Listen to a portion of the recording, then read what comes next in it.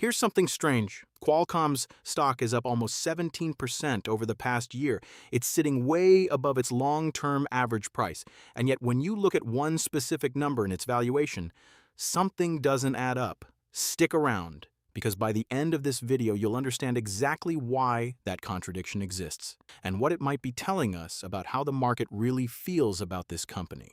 Let's start with the basics. Qualcomm is currently valued at just under $194 billion. That's called the market cap, and it's simply the price of all the company's shares added together. But there's a second number that tells a fuller story, the enterprise value, which sits at about $199 billion. Enterprise value includes the company's debt and subtracts its cash. So it shows what it would actually cost to buy the entire business, debt, and all.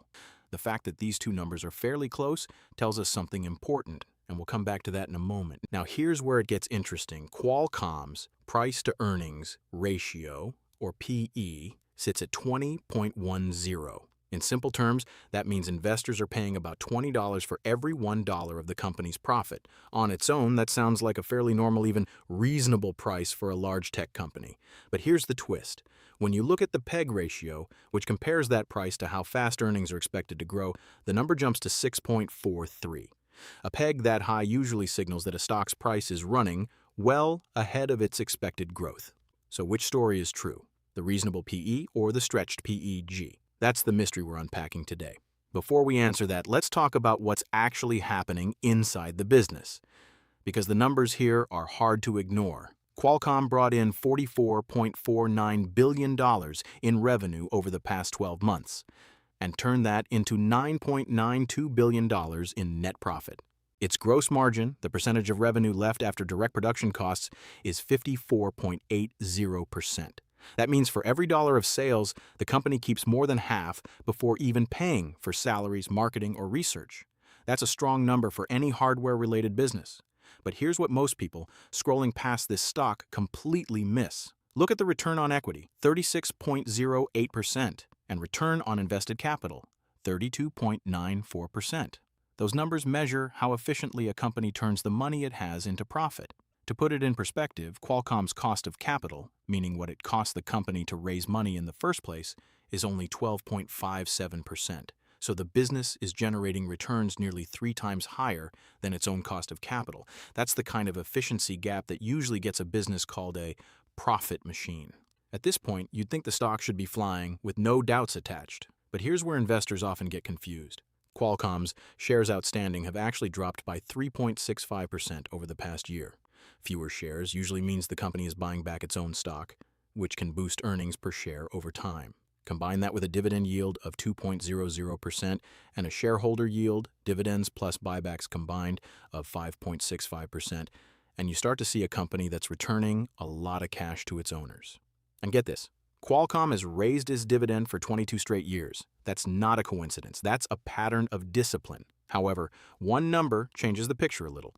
The payout ratio, or how much a profit goes toward dividends, is only 39.22%. That means the company isn't stretching to pay that dividend.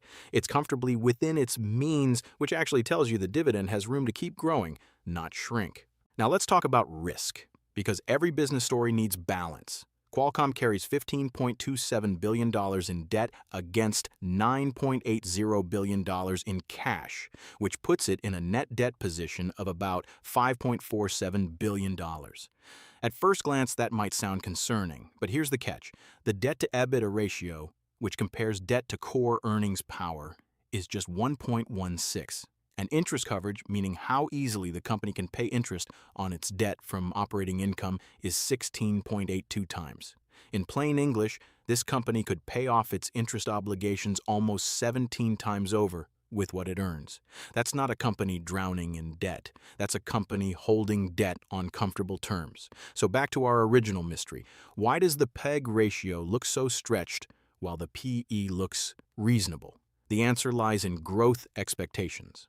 According to the data provided, revenue growth forecast over the next 3 years sits at just 3%, and earnings growth forecast is even lower, at 3%. So the market isn't pricing this as a fast-growing company anymore. It's pricing it more like a mature cash-generating business. That single insight reframes almost everything we just walked through.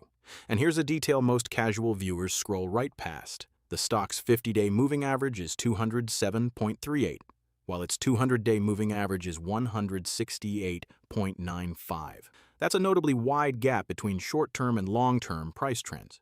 Meanwhile, the relative strength index, a measure of how overbought or oversold a stock is, sits at 43.07, which is actually neutral territory, not the overheated reading you might expect from a stock that's risen sharply over the year. One more twist before we wrap up. Short interest, meaning the number of shares investors have bet against, sits at 3.81% of shares outstanding. That's relatively modest, but it did drop from 44.62 million shares to 40 million shares recently, suggesting some of the bearish bets have been unwound. So where does this leave us? On one side, you have a business with strong margins, efficient use of capital, disciplined shareholder returns, and a debt load that's easily manageable. On the other side, you have a valuation that, based on the PEG ratio and modest growth forecasts provided here, suggests the market isn't expecting dramatic expansion ahead. Analyst consensus in the data lands on hold, with an average price target about 20.61% above the current price, based on coverage from 36 analysts. Two very different stories, both true at the same time. A highly efficient, financially disciplined company priced like one that's entering a slower, steadier chapter. The real question isn't which story wins. It's this: can a company built this efficiently find a new growth chapter, or is steady, disciplined cash generation simply what this business is now?